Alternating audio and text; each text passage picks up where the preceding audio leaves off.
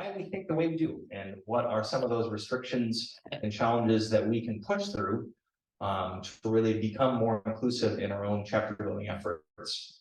We'll then talk about what that looks like to really take on that mission of helping foster healthy and inclusive atmospheres. And then we'll think through how we can implement this not only today, but build it and bring it back to our communities. So let's go back a long ways though to start with. And I'll be brief here with this part, but especially on this brain science side of things, Dr. Robbins does a really good job when talking about inclusion and thinking about all of these early thought patterns and ways that our brain has been hardwired that we have to push through to be more intentionally inclusive. And it stems from our origins, right? So if you could think about humans emerging out of the Serengeti and becoming, much more mobile and social as a kind of a species, our primary mandate is, or was, and still is obviously today, this goal that we may know more along the lines of a popular 1970s song, but everything that the brain does helps us with this two-part mission, or two-word mission, staying alive. Yeah. How can we make decisions in a way that guarantees the survival of us as an individual as well as our species? So that's right now the fundamental building block on our thought processes. Now, what's fascinating to me, and maybe you've already heard this, but our brain, depending on our anatomy, is between 3 and 5% of our body weight, and yet it consumes 1/5 of our overall energy for our overall body. So it commands calories every day. No, you can't lose a lot of weight just by thinking hard.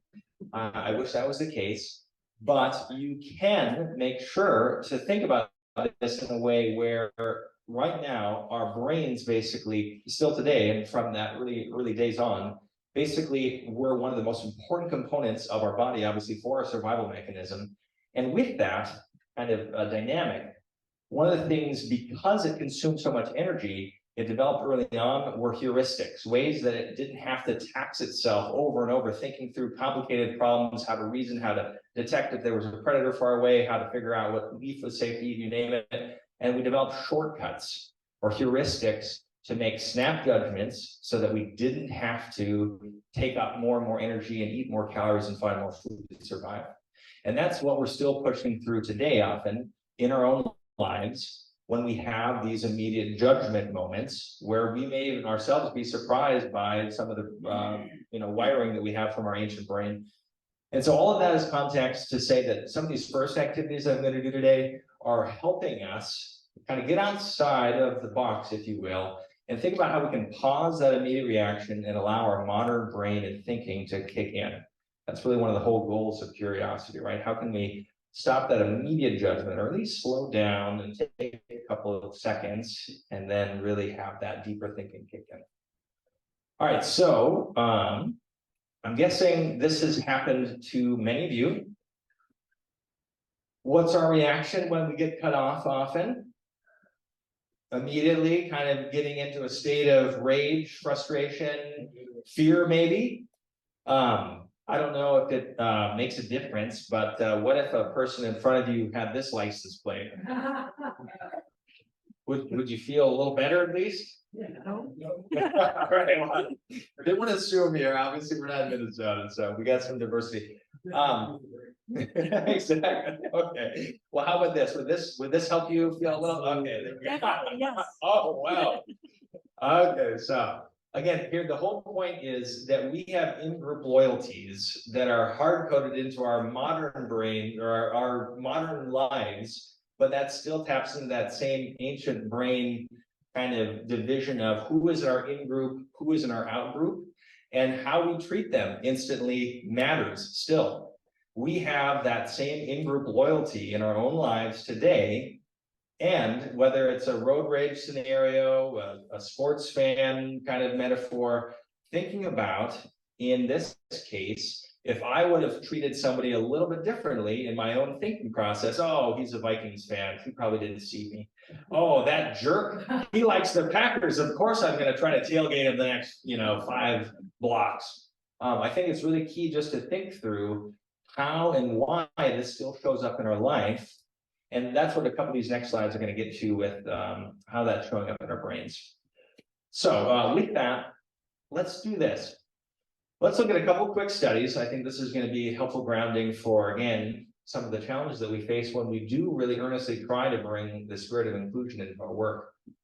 One of these is a study by Eisenberger and fellow researchers. This is back in 2003. And this was a study that basically looked at participants that were invited to be a part of this online game where they were playing catch with two computer simulated characters. And they, throw the ball to the character and then they get it, and then they throw the ball to the other character, and it was just basically all online. And then the game at some point decided that the characters were going to ignore the participant, and they were just going to start throwing the ball to each other. And the test subject, the real person, was then monitored to see where that activated in their brain, that sense of exclusion all of a sudden kicking in. And this is very powerful, as light of a study as that is. It's been replicated since. But as you can see here on this slide, it shows both the areas of where that brain stimulation of exclusion was, was triggered. And the main takeaway of the study said that the pattern of activations were very similar to those found in studies of physical pain that emerged during social exclusion. That we have evolved basically we are such social creatures that when we are socially excluded, we feel that same center of our brain that is activated when we get a cut, when we get punched, whatever kind of physical pain that might manifest is firing when we're also socially excluded, which is why this is such important work. These are synonymous experiences for individuals when we have that happen in our brains. All right, so that's some good undergrounding just to keep in mind. All right, so here's a question for everyone. Who here thinks they might be a pretty good multitasker? A couple of us, maybe? All right, well, let's all watch Phil then. So I'd like to encourage us all, and I'm going to have to put my mic down for this eventually. Well, I'll start this way, so I'm not going to play my hand here. So with your right hand, everyone, draw a square over and over, okay? Just keep doing that. Now, with your left hand, draw a triangle. Who's got it there? Oh, no, I'm not seeing too much. All right, at least not very quick. All right, so that's the whole point, right? There's a lot of research behind this. The myth of multitasking obviously is a constant debate within the cognitive science community. There is a body of research that says maybe some of the very most simple motor tasks you could actually train yourself to do together. I mean, obviously people can juggle and ride the unicycle at the same time over time with practice. But really complicated cognitive science or thinking, cognitive processes, you have to constantly switch back and forth your attention. It isn't possible to parallel process your way through a math problem while also writing your dissertation or whatever it might be. And the whole point that I'm getting at with this, you might be wondering why we're talking about multitasking with an inclusion seminar, but it's this. Going back to that exclusion study, imagine that you are an individual. Maybe this is a part of your life at some point too. I'm sure we've all had experiences of being excluded. Imagine you're an individual that's new to a group and you kind of don't know what to expect, and you're hopeful and you want to show up, and you're looking forward to getting to know where you're arriving at, because obviously that's why you're there. And you constantly, or in that first experience, don't feel that sense of welcoming. You're cut out, you kind of feel like everyone's on their own and they're not bringing you in. And pretty soon, it doesn't take long for you to not be able to multitask and attend to what's going on in that meeting. You become focused on that sense of pain, that exclusion zone in your brain. And that's your experience for that meeting, for that activity, for that encounter. And that's what we're really trying to intervene today with, is how we can really seriously take on this challenge of making sure that that experience of being cut out, left out, not included, is something that each of us can work on in our lives, in our chapter building, whether it's with CCL or even outside of that, because it's so key. I mean, people still, years later, can recount experiences. I'm sure all of us right now, even in thinking about this, can experience or can recall experiences where we've been excluded. That's how powerful they are. And we don't want that to be something that we are engendering other people to have to work through or live with in their work with CCL. So here's a couple of other ways to go about this, right? One of them is this challenge that I have for all of us to go into our meetings, to go into our work as CCL leaders with the spirit of nurturing curiosity. We know that science continues to highlight that curiosity is an amazing way to enhance our learning. We know that it stimulates the hippocampus, this region core to our memory, so that when we are curious or engaged in that spirit of active inquiry, we're more likely to remember things. And we're more likely to also attach them to a positive valence of an emotional content. And so, we'll think about this again here with these next thought experiences. But just think about again the power of curiosity being one of the most effective tools that we can channel. It looks a little bit different for each of us, but in our work, how can we constantly kind of invite that into our chapter culture? All right, so here's a great question. Many people probably didn't think we were going to do some math this morning, but anyone want to take a gander at it? 8. Okay, I hear an 8. Great. Good work, Phil. All right. What if I told you that wasn't the only answer? What was it? 44. 44. Okay, yep. What if I told you it could also be 13? Is that true? No, it's more. And base. I'm curious. Base 5. Yeah. So we are all in our base 10 thinking here. But if we were a base 5 society, 4 plus 4 is 13. And this is getting at these presumed norms that we have. Oh, we're all base 10 here, right? We're base 10 people. Yeah. So what if I told you there was more than one way of looking at a certain perspective, whether it's math or the way we build our chapters, the way we go about trying to engage in climate solutions? I think this quote from Aristotle sums it up well. Oftentimes in our modern era, we are threatened by people that have different perspectives than us. And I think one of the strengths that CCL has, as we've even seen as evidenced by this conference so far, is that we are willing to take on multiple perspectives without assuming that you have to think all of these different areas as your own personal beliefs. And that's a willingness that I think we should engender in our chapters as well. Aristotle, again, this is probably not the perfect translation, but was known as saying the measure of the wise person is the ability to entertain ideas without necessarily having to accept them. So how can we engender that approach within our chapters? Bob Inglis, anyone big Bob Inglis fan out there? Big fan as well for me. He wrote a New York Times op-ed that was getting at the same concept last week. And in it, this was the kind of ultimate conclusion he wrote. This is a reflection back from a Lincoln biographer of a moment that he was in, where he reported back to somebody that was basically trying to, have him toe the line, and said, haven't you lived long enough to know that two men may honestly differ about a question and both be right? And both be right. So with that, what I would like us to do is, just for 2 minutes here, I'd like us to think about questions that we can ask ourselves, or maybe you already asked yourself. These are obviously kind of a couple of them that I put here. I'll just advance them all so we can see them. But maybe you have some in your life too that you already use as a reminder at times when you find yourself in that defensive, kind of ancient brain mindset. How can we, when we get in those moments, kind of step outside and remind ourselves to take on this practice of multiple perspectives? What journey did they walk in? What journey did I walk? How did I arrive to believe what I believe? where are there shades of gray here? Where is there kind of room for multiple interpretations? So if you could turn to your partner and just kind of unpack this for a little bit. What are the ways that you ask this in your life, or that you might want to try to prompt taking on multiple perspectives in those heat of the moments? I'll bring us back in 2 minutes.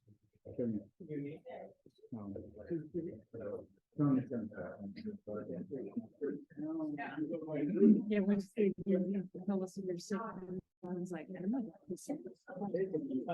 So it's like when you're ready to leap to a conclusion about that idiot on the other side, instead they.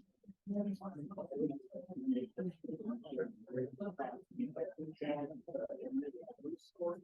that right? Oh.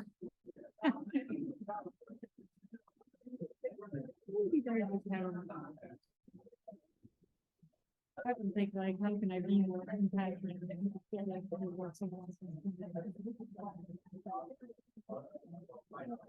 But I may not always.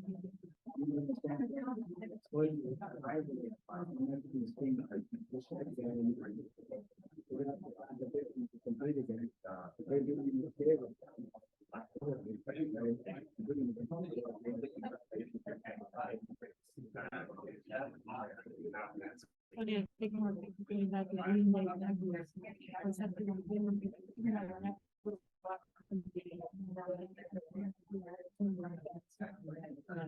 it's still my job.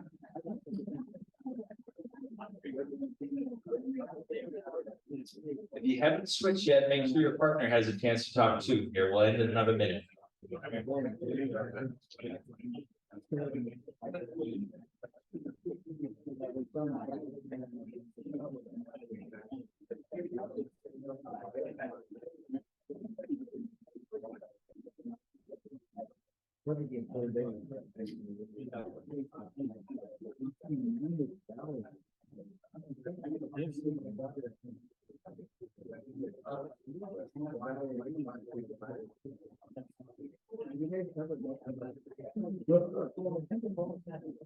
covered a lot more candy.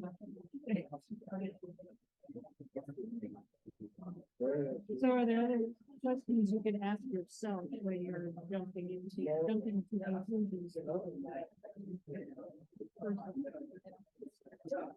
All right, let's try to wrap it up in the next 15 seconds or so. 15 seconds. What would you do with that? And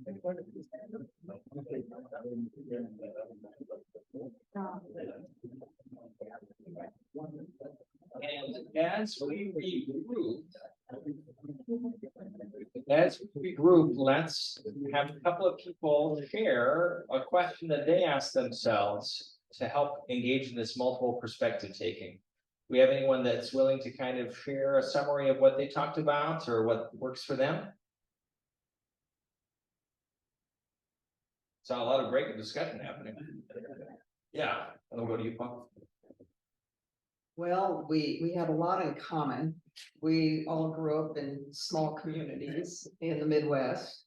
We all grew up at a time when, you know, there were a lot of butterflies and other natural things that now we feel are threatened. So we had more in common than we did. You know, that was different. So maybe we're not the best people to practice this exercise, but I'm sure that's probably true of a lot of people in the room.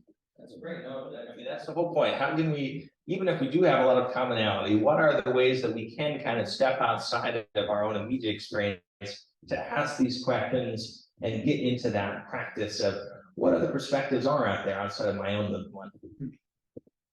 So this morning on our walk, Beth was sharing with me that a new person that she just met knows Senator Kramer was on the deck the other night. And it's like, how come you're not there, Beth? You're concerned about these things and they're not. What's the difference between that person who's concerned about climate? He sits on Senator Kramer's deck. And it's like, you can't force urgency on someone else. And so finding out what's that all about inside of me and understanding that that person is having the same kind of issues, but from a different point of view, it just gives you a little more space to be curious Yeah, and ask questions and do the motivational piece. I love it. Thank you, Paul. Time for one more. Anyone else want to share after kind of hearing that? Yeah, go for it. I see your hand here in the back, Kirsten.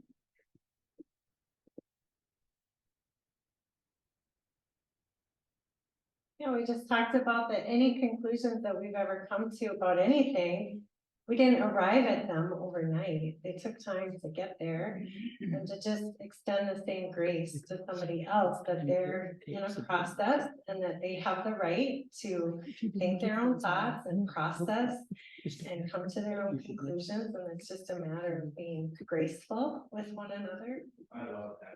That's great.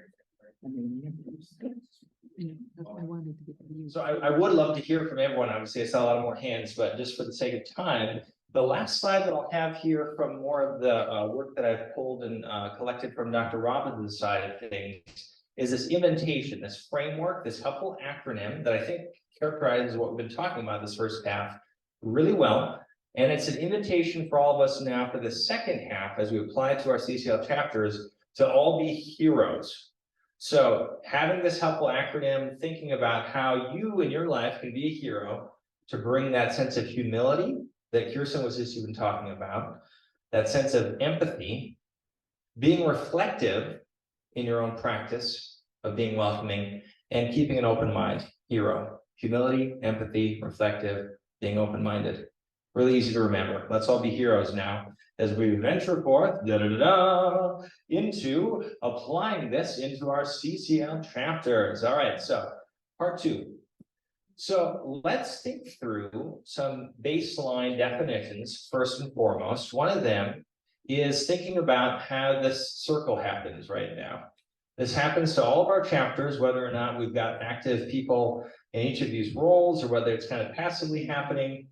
But basically, right now, we have a formula where in wherever community we're in, we're doing outreach, whether it's digital, we have a web page that's just passively sitting there, whether we're tabling, whether we're presenting, whether we're having conversations at social gatherings. People find out about CCL in Nebraska, in South Dakota, in North Dakota, in Iowa, in Minnesota. And when they find out about this organization with your local group, they go through a process of being welcomed into wherever you're at, the onboarding stage. Now that may be happening very intentionally. Maybe you've got somebody assigned as a welcome team leader to be calling them or texting or emailing them with that first 24-hour touch, which we know is so key. Maybe right now you don't have bandwidth for that. That's entirely fine too. Just know that this cycle then is thinking through outreach where people find out about the organization, onboarding when they're actually paired with your local chapter, and then engagement is that process after that. What does that look like after they've been brought in? Is it engaging? How is it engaging? How do you design that engagement? And this is the piece that we're really going to be focusing on today. We can talk a little bit about both of these inherently to the discussion, but I think for the most part, what I'll be looking at the lens of is that engagement experience.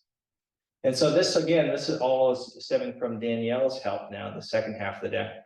But let's define some additional terms here, especially for those that may be new, because I didn't see everyone's hand raised for that question early on that would been to a diversity, equity, and inclusion workshop. So let's do some term definition again real quick. And this is through the lens of a table. So you've invited guests over for a dinner party. And let's look at what that means from a diversity lens first. Who is in that space at your table? Are there actually variations of identities? Are there a variation or diversity of lived experiences?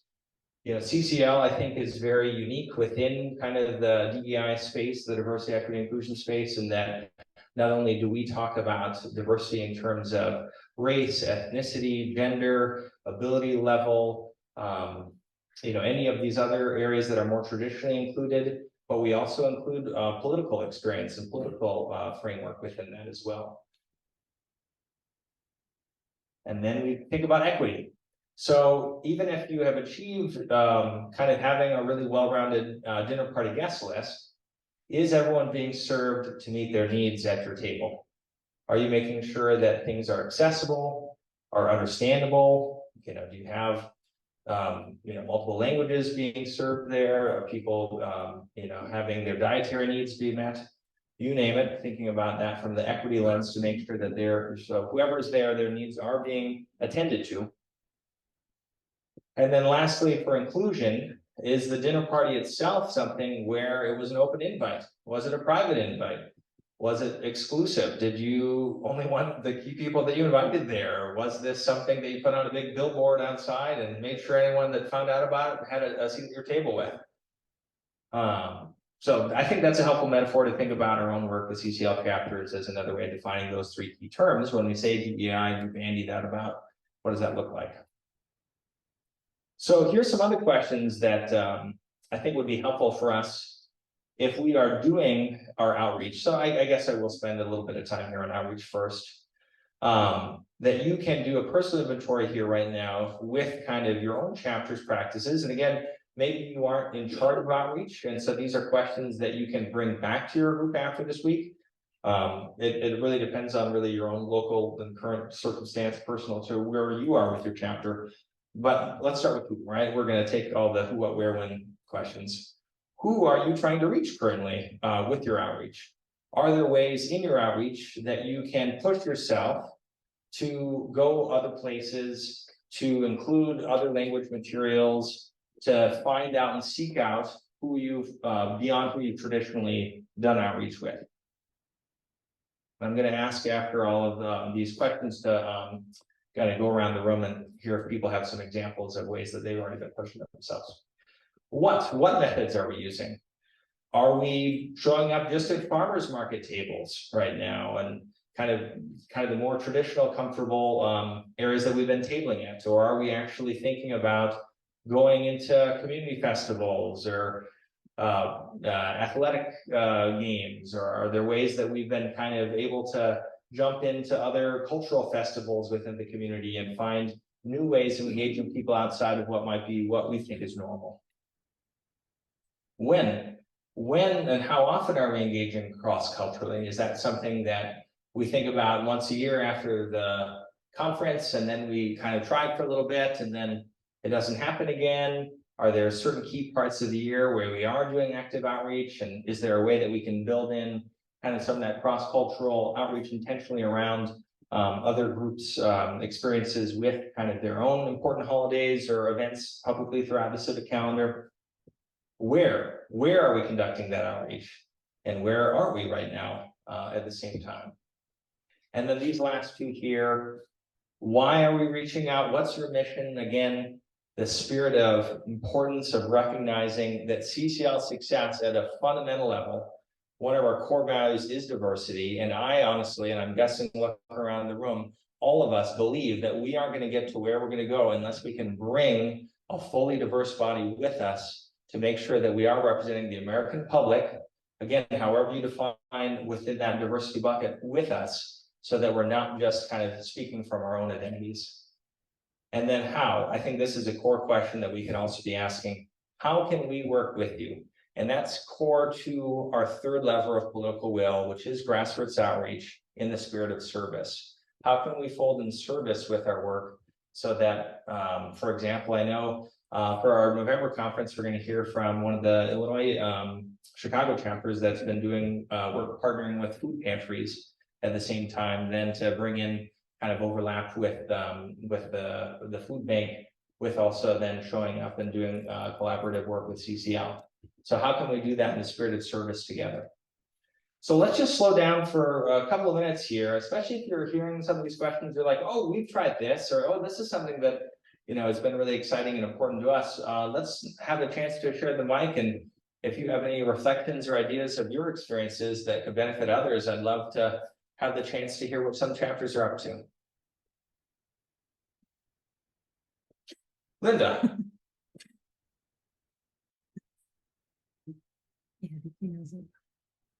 I don't think this is a super success story, but on a couple of occasions, I'll talk about the one in Bemidji last spring. We wanted to do a healthy forest sort of panel discussion. And so we decided specifically to do it at the Northwest Indian Community Development Center. We wrote a little thriving grant so that we could pay them for their space. And we included the people who made the invitations, included representative from the Red Lake Nation Forestry Program to be on the panel. So a tiny little step, but one step.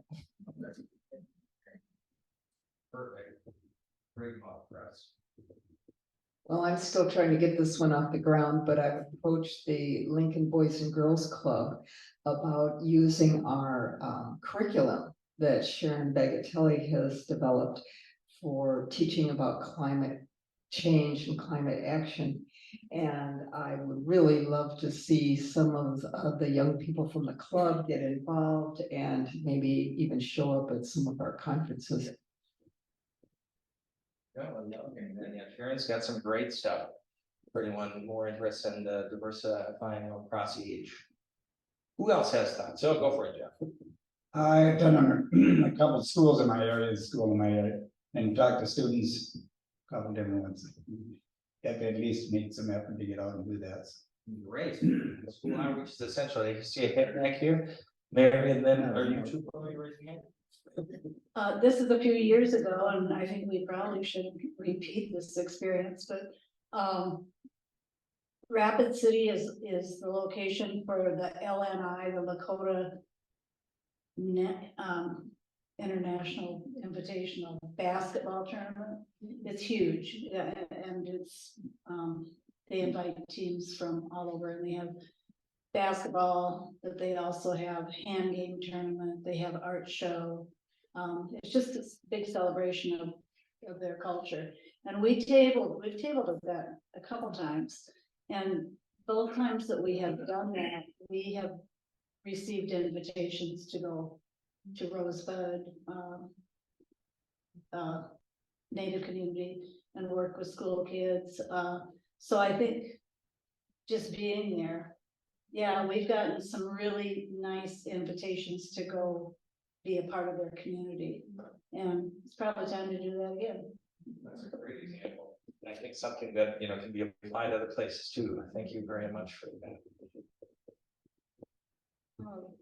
So me and I plan to like Fridays for a Future strike thing last spring, and its focus was shutting down this coal plant in our city that's been being planned on the shutdown has been scheduled to happen for like a decade, and then they just keep postponing it. But it's in this Omaha's very segregated, so it's in the Black neighborhood of the city, and they have built a park next to the coal plant, and there is a baseball field, and it has significantly raised asthma rates and heart disease rates and heart attacks in the area.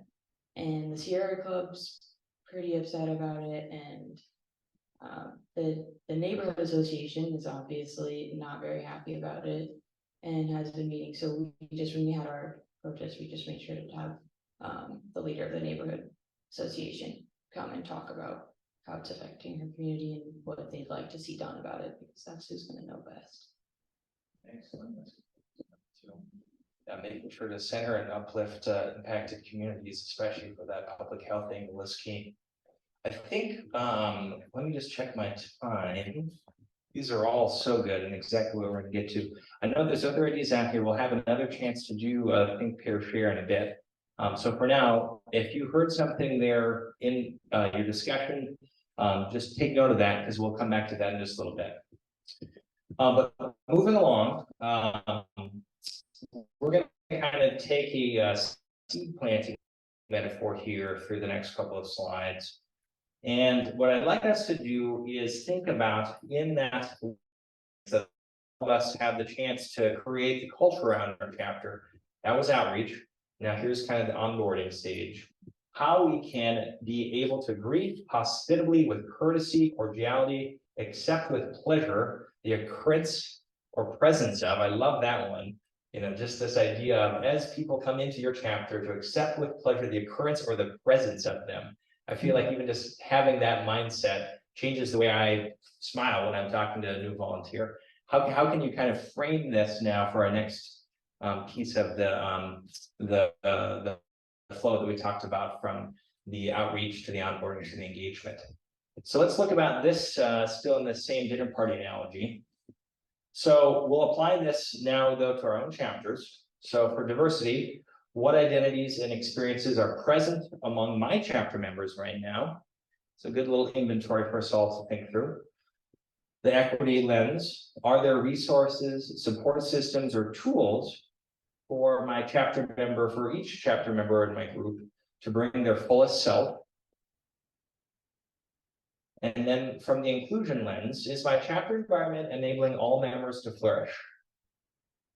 Now, chances are, if you're like my group in Duluth Two Harbors, the answer to these questions is that we're not doing enough. We can always have that the standards raised. We can always push ourselves further to really live into this mission of trying to adopt diversity, equity, inclusion into our work. And so what does that look like? Well, one of the things that Danielle's done a good job of in kind of asking as an inventory question for your onboarding and engagement efforts are some of these questions. Are our chapter's values clear? Are our chapter values clear among new and longtime members? So that I think this S should be with values. Are our chapter's values clear amongst new and longtime members? What support systems are in place? If none, are there any initiatives that you are starting to work on? And do all members feel empowered to share their voice? And I'll also make sure to share these slides afterwards. Mindy and I can talk at the very end where you can find all the slide decks we use. So don't feel like you have to take notes on all of this. I should have said that at the very beginning. So just thinking about all of these, what I'd like you to do is turn to that same partner again right now and just do a quick little 2-minute assessment. It's all right if you say, I have no idea, and I'm really curious now about what we do have in place. But let's use this as a framework for thinking about what our current status is in our groups. And I'll remind each other when those 2 minutes are up.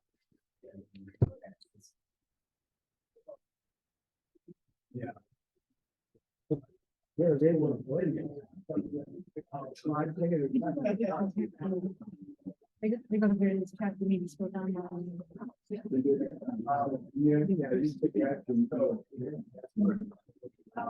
I did not think about it.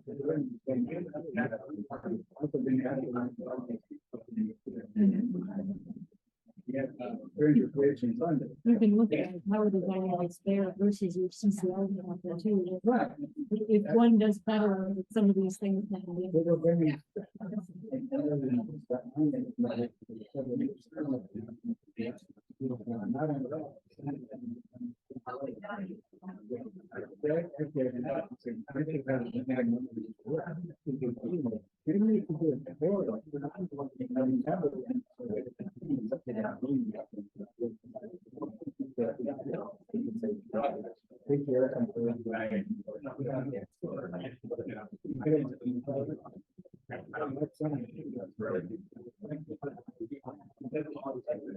You go down your check.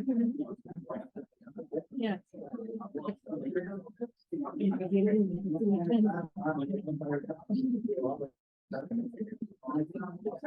I mean, there's something that's going right. I mean, like, look at James, because he's been a new.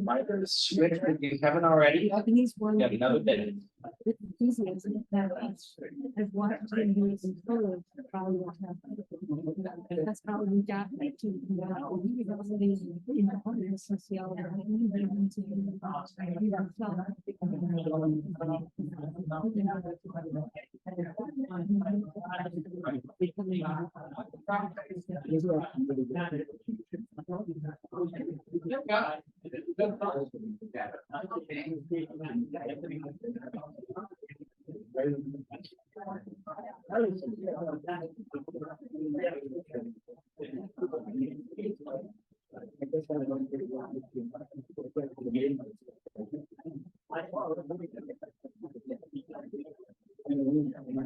But I did. I just don't really And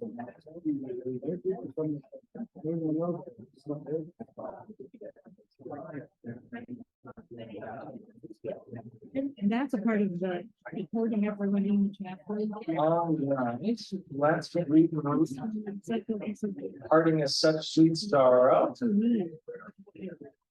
Take another 10 seconds to wrap up. Maybe that they just forgot it, maybe, so it might be, oh, I need someone who reminds me.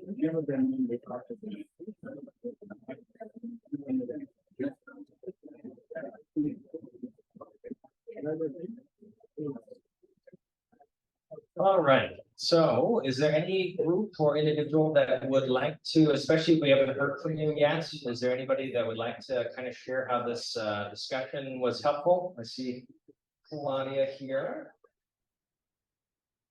All right, sorry to interrupt everyone, but we are trying to regroup, so let's listen to Claudia, everyone. Okay. I think we need to be very clear-eyed about our own resources here. We were just talking about potential chapter members that we know, people we've been talking to, making friends with, have connections with, maybe over a long term. And we know as we get to know them, there are health issues, there are family issues, there are other priorities in their life. And we can know them, we can like them, we know that we share some values, but we have to be clear-eyed about what they're able to do and what we could support them to do, even how much resource do we have to help someone along. What if they promise something and they can't do it? You know, what if we depend on them and they can't do it for reasonable reasons? So I think we just have to be real clear-eyed about this. At the same time, not give up, but clear-eyed. A lot of heads nodding there, Claudia. I think that's a really important acknowledgement. Yeah, and we'll go back to you here.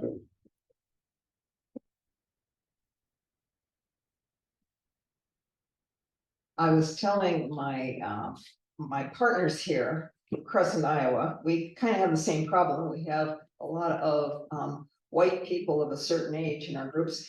And I was telling them that the 3 college students who wrote up with me, I posed a question: what would it take to get you to come to a Saturday meeting and bring a friend, and what would make you feel good about having been there when you leave? And so I told them to think about it, and now might be a good time to ask them. I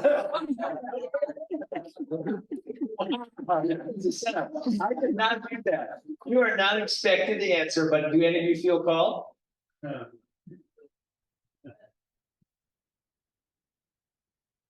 Yeah.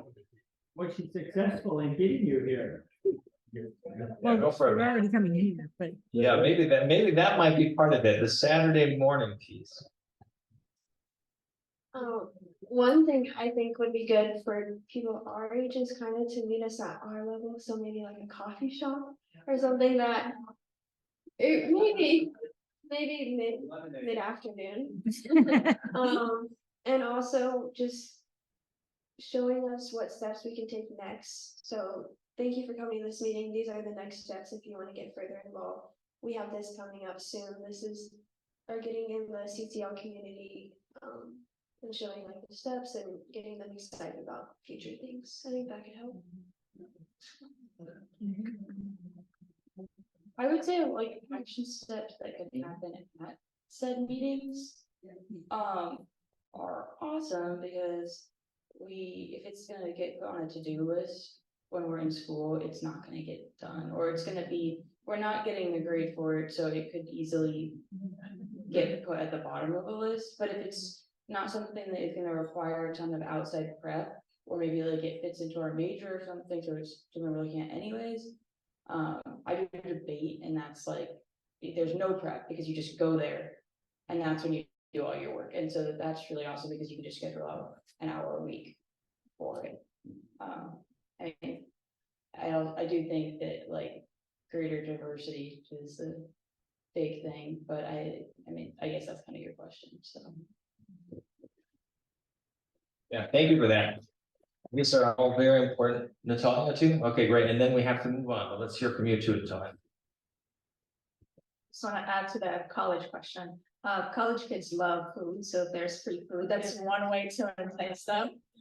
Another component is just reaching out to students boards. There are a lot of climate oriented organizations and they're much more familiar with student schedules and how they function and how to keep them engaged. And a lot of times they have internal student funding as well for that free food and that enticement.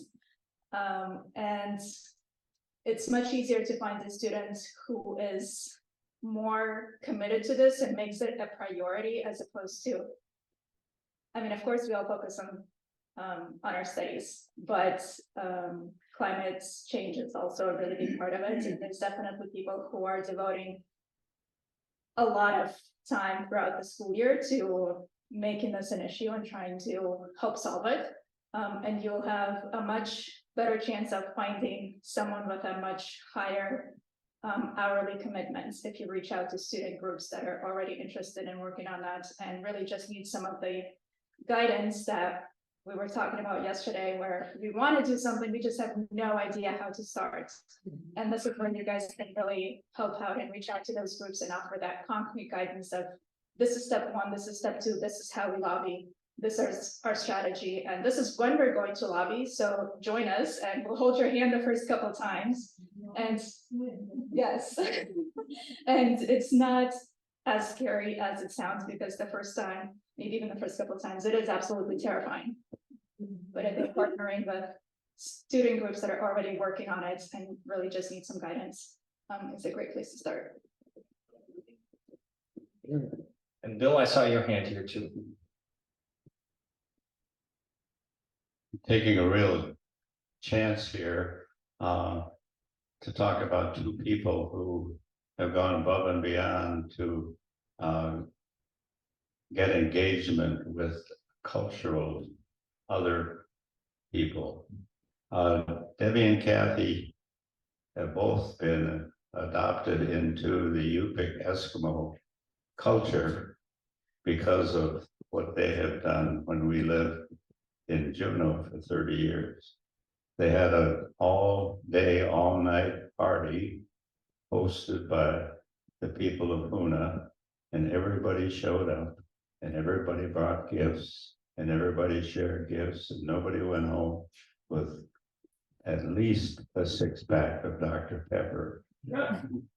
And it occurred to me when we were talking about engagement, how we don't know about the people at Treasure Island, what kind of celebrations they have. We need to get involved with that kind of thing. So I have to ride from here to Oakland and back with the twins, so I'm not going to hear the end of this.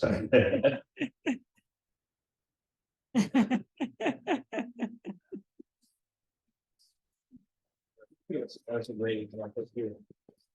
And I think that speaks to obviously just the simple premise that we don't know what we don't know, and we won't know until we go there. And that is something that, again, each of us have such multiple bandwidths that we're juggling right now. And I don't want this workshop at all to presume and cast upon anyone a sense of guilt for not doing things that we aren't already doing on this checklist. But I do hope, again, in the spirit of open inquiry and curiosity, that maybe it's stimulating a couple of ideas for you to now think about bringing back home. And one of the things that I heard Mia in particular, all of the reflections were just so helpful here already, and keep them coming. But as we round out kind of here into our last 5 minutes or so, one of the things I do want to remind us of is that we do have resources on CCL Community, surprisingly, that are all about this. And so I would encourage, again, these slides are available, but if you just remember to look on community and type in diversity and inclusion, there's a wonderful page that gives all of these overviews together from the very beginning, which highlights what we have as our value, our actual strategic plan, some of the key trainings that we provide. We're talking about diversity within the climate movement and the history of the early environmental movement, and obviously how racist it was at the very beginning, just being really an exclusive all-white kind of land-holding club. Resources and kind of support material for anti-racism work and allyship work, resources for thinking about supporting our value in terms of being nonpartisan and really encouraging the diversity of political thought as well. Resources for all of our action teams and affinity groups. So one thing that people may not know of, I'll just actually put this on this next slide here as a couple of other additional examples, is that we have an Asian Pacific action team. We have a listening to Indigenous Voices action team. We have a Latinos action team. We have an LGBTQ plus IA action team. We have teams obviously for youth, for higher ed, for conservatives, for people of color, through the people of the global majority. That's the terminology that CCL uses for our BIPOC only group. You name it, there's an action team for affinity groups that you might identify with, or that chapter members that may not be aware of them in your chapter identify with. And so here are three things that Danielle and I ultimately, I've already kind of done the crowdsourcing here first and foremost, but building on that, I would suggest really making sure to help bring awareness to those action teams for members of your team that may or may not be aware of them, just again, by even giving that list to our diversity inclusion action team page. One of the things that we do in Minnesota Northland is we have created a diversity inclusion chapter statement that we read actually at the beginning of our meetings every month. It takes 1 minute, and I think it's a really powerful grounding for reminding why we're here together. So I'm going to do that right now as an example, and you could do this in your group. We say, we always assume that we have people here with different political viewpoints. If you're a conservative, you're welcome. If you're a progressive, you're welcome. Whatever your political affiliation, age, race, ethnicity, sexual orientation, ability, or background, we welcome everyone who wants to work towards Congress enacting major climate legislation. As a result, for the purpose of our meeting, this is a reminder that we'll keep our comments and work focused on building this common ground. And that's a really helpful way then to kind of return back to that. If all of a sudden it's like, oh, this is not in our values, we can kind of return back to that mission statement or that chapter statement and help guide the discussion so that we are hewing true to that. Can we get a copy of that? Yeah, definitely. Yeah, I think it's yeah, I will make sure to put this in, it's in the slides, but I'll have the link to it there too. And then the last thing that I would recommend is if you want to, for one of your next chapter meetings, watch one of these trainings together and have a chance to just open up the conversation, just like we've seen today, cracking open a series of reflective questions and hearing people's input and lived experiences and reflections only helps deepen that sense of curiosity and engagement in obviously this most important task that we're charged with together. So I'm looking at the time, we have 2 minutes, so I'm not going to do this. We have already done this in our prior breakout. So in many ways, what I would like us to do, given that we have already engaged in 3 rounds of this iteration, the 4th round was going to be thinking about one last time with your partner, what's something that you've heard today that you are excited about taking back to your group. So we're not going to do that as a breakout, but I would like to just spend a little moment to pause and have you think about what's something that you learned about in this last hour together that sparked curiosity, that reawakened a sense of, wow, this is something I haven't thought of before, or that I'd forgotten about, that you would like to bring back and implement with your chapter. And my 30-day challenge to you is that make sure you do it in the next 30 days. And so that's something that it doesn't mean you're going to develop your whole new welcome team. Like, just have it be actionable, have it be something that you can actually achieve and not feel like you've bitten off too much. And I'd love to hear, since we aren't going to have a chance to go around with the mic right now, feel free after this in our group photo. I'd love to hear some thoughts on that. But here's how I'm going to end. If you, again, in this last hour, take away anything, it's that these 2 core values that I really think we've explored a little bit, both from the brain science as well as the emotional health of their importance, are what we're already doing and what we can continue to do to push ourselves to be more intentionally inclusive and build more diverse and strong, healthy, robust chapters. Adopting an attitude of caring and curiosity. How do you and your team create caring? How do you enable more engagement for strangers and outsiders in your community? The fun thing about this is that the more that you care and are curious to learn, the more friends that you find. And so with that, just to evoke the sense of awe and wonder for any Trekkies out there, I'm gonna have us say this out loud together as a closing mission, all right? You ready for this? All right, so, space, the final frontier. These are the voyages of the starship CCL Northwind. Our mission to explore new worlds and create a welcoming experience for all. To seek out new life and new volunteers. As heroes to boldly go where no one has gone before. Go for it. Yes. Thank you. Live long and prosper.